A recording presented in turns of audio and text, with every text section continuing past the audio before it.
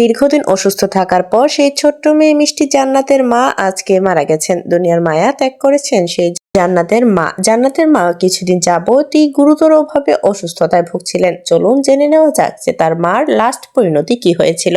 রক্তের অভাব জীবনে এবং রক্তের কারণেই মারা গেছেন জান্নাতের মা। টিকটক ভিডিওতে তিনি নিজের জীবন বাঁচানোর জন্য অনেক সাহায্য চেয়েছিলেন দর্শকদের কাছে, কিন্তু বর্তমান সময়ে জান্নাতের মা নিজের জীবন মৃত্যুর সাথে হেরে গেলেন।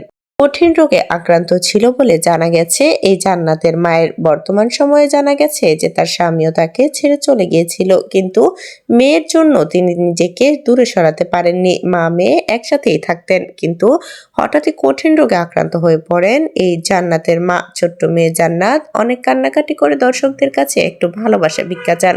পরবর্তীতে সোশ্যাল মিডিয়াতে দর্শকরা তাদেরকে ভাইরাল করে দেয়। বর্তমান সময়ে আর হয়তোবা জীবন যুদ্ধের সাথে পেরে উঠতে পারছিলেন না জান্নাতের মা। অনেক টাকার প্রয়োজন তার চিকিৎসা করানোর জন্য। কারো কাছেই হেল্প চেয়ে পাননি এই জান্নাতের মা, এবং তাদের বাবাও আর ফিরে আসেনি তাদের জীবনে।